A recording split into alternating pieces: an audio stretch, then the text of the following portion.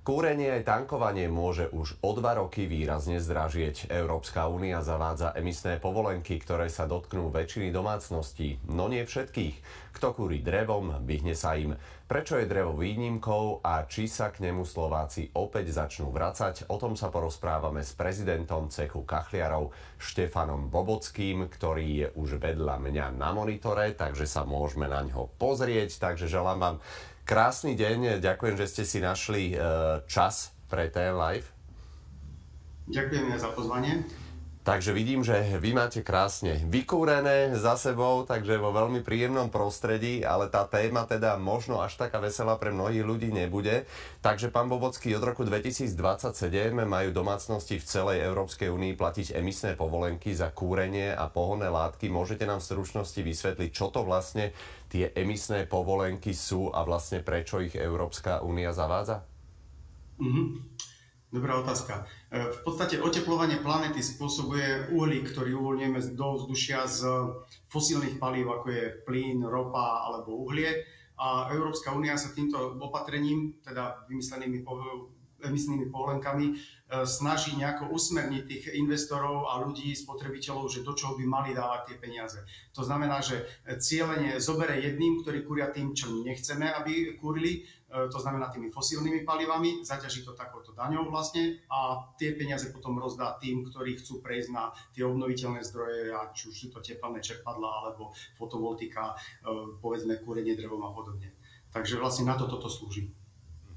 Drevo sa podľa teda Európskej únie považuje za biomasu a teda uhlíkovo neutrálne palivo. Môžete teda vysvetliť, čo to v praxi znamená a prečo sa na kúrenie drevom emisné povolenky nevzťahujú?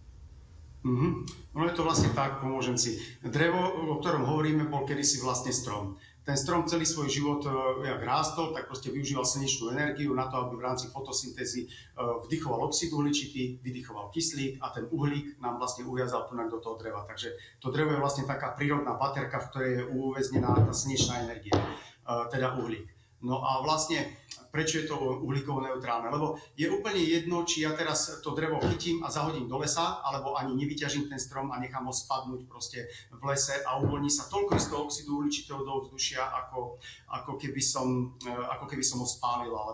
Takže je jedno, či ho spálim alebo nechám zhniť. Čo nie je úplne jedno, je to, že žijeme v prostredí, kde je treba kúriť nejakým spôsobom a žijeme v prostredí, kde niektoré veci musíme nejako spraviť. Takže predstavme si, že by som nechal ten strom zhniť v tom lese a kúril by som, povedzme, ja neviem, uhlím, plynom alebo niečím takým zlým. Predstavme si a naopak a používal by som plastový nábytok, plastové hračky, staval by som betónové domy, na čo by som použil oceľ, cement a iné energeticky náročné suroviny, alebo môžem ten strom spíliť, drevo využiť na stavbu domu, kde bude povedzme 100 rokov ten dom bude stáť, tak tam bude 100 rokov proste ten uhlík uväznený, takisto desiatky rokov v tom nábytku, v tých hračkách a odpadom, ktorý vznikne pri tom spracovaní toho dreva, vlastne budem kúriť. Tak preto je to také ekologické.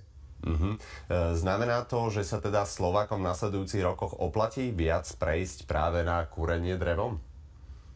No, tak áno, určite, veď ako drevo ako palivo má budúcnosť. Keď si pozriete akékoľvek štúdie Európskej únie, tak či už do roku 20, 30, 40 alebo aj 50, vždycky v tom energetickom mixe, o ktorom sa uvažuje, že čím budeme vykurovať naše domácnosti, tak sa vždy uvažuje aj s drevom a s biomasou. Či už je to teda drevo kusové alebo z pilín urobené, zlisované takéto brikety. Drevo má budúcnosť, má to zmysel. Keď ste hovorili teda, že je úplne jedno, či to drevo vlastne zahodíme naspäť do lesa, alebo či ho teda spalujeme, takže tie exhaláty vlastne, ktoré teda vznikajú pri spalovaní dreva, je to v podstate to isté, hej, ako keby drevo zostalo ležať v lese, keďže nachytalo nejaký uhlík. Až takto by som to presne nepovedal, ste ma tak chytil trochu. Ja som hovoril o uhlíkovej neutralite, teda oxid uhličitý. To je jedna vec, kolobeh uhlíka v prírode. Druhá vec je, že čo sa uvoľňuje do vzdušia pri spalovaní, povedzme aj nejaké iné pevné častice a tak ďalej.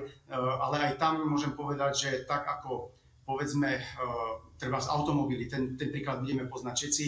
Desiatky rokov staré automobily mali veľmi veľkú spotrebu paliva a mali, nechceli sme dýchať to, čo išlo z tých výfukov a tak ďalej. A tak ako oni spravili veľký pokrok, tak aj naše spotrebiče sú výrazne modernejšie, lepšie. Napríklad Slovenský hydrometeorologický ústav robil taký prieskum, má na starosti kvalitu ovzdušia na Slovensku a monitorovanie, tak vlastne zistili, že veľmi veľa, ale fakt veľmi veľa spotrebičov je veľmi starých, cez 20 rokov. A keď si zoberiem ten najhorší príklad, taký veľmi starý spotrebič a ten taký nový, moderný, tak rozdiel medzi nimi je až 28 násobok tej emisnej stopy toho, čo vypúšťa vlastne do ovzdušia. Takže ak by sme vymenili staré spotrebiče, tak ako vymeniame staré auta za nové spotrebiče, tak môžeme mať 28 krát lepšiu aj tie ďalšie exhalaty, ktoré sme teraz nespomínali. No tak mňa ste chytili, takže ja idem hneď doma zakladať ohnisko. Neviem, či všetci v bytovke na 3. poschodí bývam, tak budú z toho úplne nadšení. Samozrejme, tí, ktorí majú rodinné domy, to majú jednoduchšie. Každopádne Slovensko je krajina s bohatými lesmi, aj keď teda ťažko povedať, ako sa na Slovensku s tým drevom nakladá, pretože poznáme rôzne kauzy jeho ťaženia a podobne. Ale každopádne máme podľa vás dostatok dreva, ak by sa výrazne zvýšil dopyt po tomto type vykurovania? Naopak mohlo by teda Slovensko z toho ťažiť? Tak áno, my sme krajina veľmi dobre na toto pripravená vďaka našim predkom.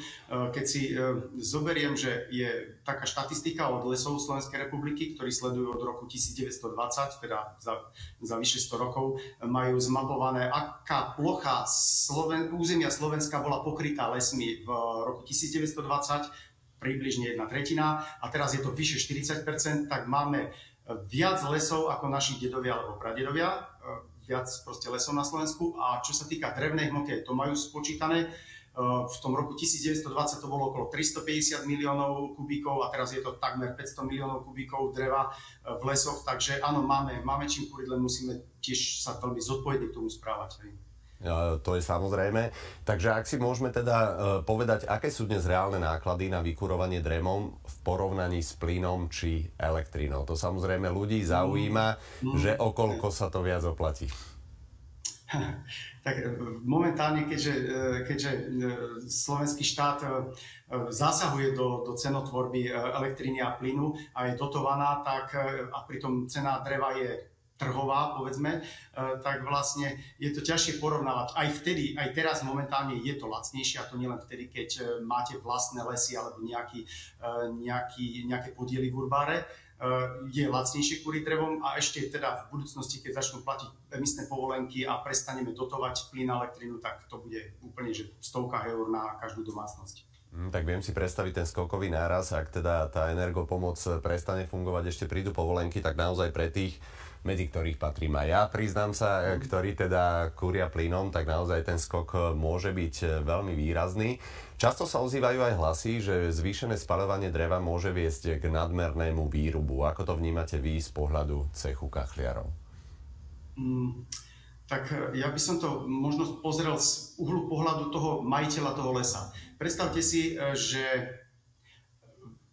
palivové drevo je zvyčajne odpad z nejakej ťažby. To znamená, nepredstavte si, že prídeme teraz do lesa a oslovím majiteľa lesa, ktorý 100 rokov čakal, kedy ten strom, ktorý zasadili jeho dedo alebo pradedo, vyrastie do rúbnej zrelosti a potom mi ho predá na palivové drevo, aby som ho len porúbal a spálil. On bude mať samozrejme hospodársky záujem na tom ho predať drahšie ako stavebné drevo, ako nábytok a podobne. To znamená, že len ten odpad ja vlastne budem skurovať. Takže je úplný nezmysel predstavovať si, že by sme teraz pchali celé stromy do pece. Hej. Používa sa na to skutočne len odpad, či už odrezky z toho pílenia, alebo potom tie piliny, ktoré by sme ináč nevedeli zužitkovať. Takže tohto sa nemusíme báť. To nedáva zmysel ani jednej strane. Už sme sa o tom bavili, ale ešte to teda tak zhrňme a ja to zhrniem teda do jednej otázky. Teda môže byť kúrenie drevom ekologickejšie aj finančne výhodnejšie, ak sa robí správne, napríklad s modernými kachlami, tam ste už hovorili teda, že naozaj je tam výrazný rozdiel, alebo krby s nízkymi emisiami? Áno, výhodnejšie aj ekonomicky, aj teda ekologicky z ohľadu na ďalšiu budúcnosť. Nehovoriac o tom, že tie benefity sú aj ďalšie. Keď si predstavíte, že v prípade, že vypadne elektrina, tak nefunguje ani plynový kotol, ani tepelné čerpadlo, ani podlahové kúrenie, radiátory stichnú všetko, ale proste takýto krásny ohník, ako vidíte za mňou, tak máte aj teplo, máte aj svetlo, keď máte sporák, tak si viete aj uvariť. To sú výrazné benefity, nehovoriac o romantickej atmosfére, ktorú viete vytvoriť, o zdravom sálovom teple. Mať doma krb alebo pec je priam nevyhnutnosť. Sú krajiny, kde je povinné mať minimálne komín postavený na tuhé palivo v každej novostavbe. Tak ja sa priznám, že ja mám k drevu teda veľmi blízky vzťah, aj s ním celý život žijem, takže ja si na ňo teraz zaklepem. Každopádne, keď sme sa bavili o tých kachliach, vidíte v tom aj príležitosť pri domácich výrobcov kachlí a krbov, ak sa toto teda možno aj po zavedení tých emisných povoleniek rozbehne? Áno, určite, lebo v podstate vymeniť staré za nové má zmysel, prejsť od fosílnych palív k obnoviteľným zdrojom má zmysel. Sme stále, ako by som povedal, zraniteľnejší, čo sa týka výpadku elektriny a podobných vecí, takže aj z tohto dôvodu prejsť na kúrenie drevom má zmysel. Je to vrajím zdravé, príjemné, pekné, záleží nám na našich domovoch a vytvorení tej rodinnej atmosféry a to bez krbu si neviem predstaviť, takže áno, určite zažívame renesanciu. Áno, už sme spomínali teda, že štát teda pomáha domácnostiam vlastne už od začiatku vojny na Ukrajine vlastne s cenami energií. Bavíme sa teda o tých fosílnych záležitostiach, najmä teda plyn. Takže tam štát teda na Slovensku domácnosti podporuje, ale ako by mal podľa vás štát podporiť domácnosti, ktoré chcú prejsť na teda iné spôsoby kúrenia, napríklad na biomasu alebo teda drevo? Tak sú krajiny, od ktorých sa vieme učiť, či už sú to, Češi, Taliani alebo rôzne ďalšie, ktoré, povedzme, tie prostriedky vyzbierané z tých emisných povoleniek rozdávajú cieľene, podporujú prechod na tieto obnoviteľné zdroje, tak áno, malo by byť správne podporovať naše zariadenia teda na drevo a samozrejme aj pomôcť ešte s edukáciou možno, ako správne kúriť. To je niečo, čo by som rád ukázal našim divákom, že vlastne stačí, nemusíte hneď vymeniť spotrebič za nový a tým ušetriť povedzme 28-násobok, ten najväčší príklad. Viete zhruba o polovicu znižiť emisie, ktoré unikajú do vzdušia len tým spôsobom, že budete kúriť suchým drevom, že budete kúriť správnym spôsobom, že od vrchu zakúrite, ak to môžem otočiť, tak by som vám ukázal, že ako. Že vlastne na spodok dáte hrubšie kusy dreva, na vrch dáte také tenšie kusy. Ono to znie možno trošku neintuitívne, lebo sme zvyknutí, že na spodok dávame triesky, ale takto patria triesky úplne na vrch a vlastne až tie vlastne potom zapálime. Ne? Takže týmto spôsobom viete o polovicu zredukovať množstvo emisí, ktoré vypúšťate do ovzdušia bez toho, aby ste vymieniali spotrebič, len správnym kúrením, suchým drevom a samozrejme teda mať správne navrhnuté a zrealizované dielo. To je dôležité aj pre bezpečnosť, aj spoľahlivú funkciu. Tak ste veľmi zlatí, že ste nám to aj takto prakticky ukázali, takže naozaj sme sa niečo aj naučili, ako teda zakladať ten správny oheň, aby teda horel čo najdlhšie. Len o tomto všetkom, čo sa bavíme, tak mne to teda vychádza skôr možno na nejaké novostavby, ak sa nad tým bude uvažovať, alebo pre rodinné domy. A čo teda pre nás, ktorí už žijeme v nejakej tej starej bytovke, komín tam nie je tam nejaká možnosť riešenia? Tak existujú komunity, povedzme, u nás je zdokumentované oblasť Hontu, kde je niekoľko desiatok detí spojených takým spôsobom, že robia to, že vykurujú biomasou, a to či už drevná štiepka, drevo, piliny, alebo dokonca slamu a podobne zužitkovávajú a vedia tým vykurovať aj v tých dedinách, povedzme, obecný úrad alebo škôlku. Takže aj takýmto spôsobom sa dá v menších, ale akože toto nie je riešenie univerzálne pre všetkých. Polovica Slovákov žije zhruba polovica žije v rodinných domoch, zhruba polovica v panelových domoch alebo teda v bytovkách. Tam vám naozaj asi sused nedovolí, aby ste stavili ten komín. Budete si to musieť užiť potom na chalupe cez víkend. To To je pravda, aj keď teda ja som s tým bojoval, sa priznám, pretože teda povedzme si najmä v zimných mesiacoch, do ktorých sa blížime, tak naozaj ten pohľad do krbu, tak to je na nezaplatenie, nehovoriac o tom, že samozrejme to aj nejakým spôsobom kúri. Tak ja som to poriešil teda krbom na biopalivo, to bola jediná možnosť vlastne bezdymová, ale má to aj nejakú výhrevnosť, takže naozaj o nejaký stupeň, keď samozrejme človek kúpi správny krb, tak to dvihne tú teplotu a teda je to teda bezdymové, takže dá sa tým kúriť aj vo vnútri, samozrejme treba trošku aj vyvetrať, ale myslím si, že hlavne pre tú atmosféru je to veľmi fajn, že človek si vie v zimných mesiacoch urobiť vlastne ten reálny ohník aj doma. Takže na záver ešte jedna otázočka, čo by ste odporúčili domácnostiam, ktoré uvažujú o prechode na drevo, teda ako sa na to eventuálne pripraviť, ten spôsob, ako správne kúriť, to už sme si ukázali. Takže čo by mali, teda, ako by sa mali nachystať na ten prechod na kúrenie drevom?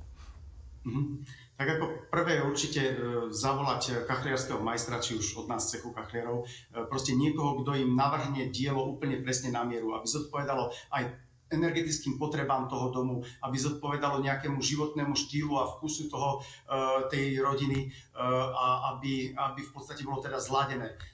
Samozrejme aj ak tam teda není komín, aby aj toto bolo všetko vyriešené. Takže dobrý návrh, dobrá realizácia, poctivá remeselná, dobre vyhotovená, lebo predsa je to oheň uprostred domu.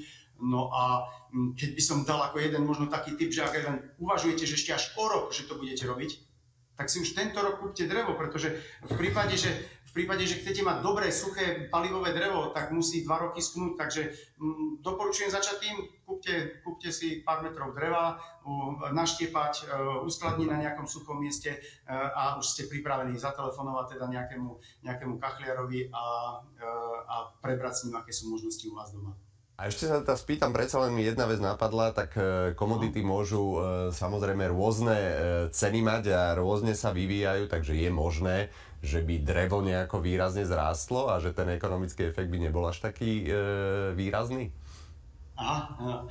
Tak môžem vás ukludniť. Je to vlastne tak, že videl som jednu štatistiku, nie Slovensku, po nemecky neviem, Rakúsko alebo Nemecko, sledovali desiatky rokov vlastne cenu dreva a úplne krásne bolo vidno na tej cene, ako koreluje cenu práce. To znamená, že kopíruje úplne presne cenu práce, len chvíľku vyskočila vyššie niekde v 70. rokoch, keď bola ropná kríza, tak vtedy, tak ako teraz, keď bola plynová kríza, tak vyskočili ceny dreva vyššie. Ale teda v zásade, keď chodíte do roboty, alebo teda žijete, tak viete si dovoliť to drevo.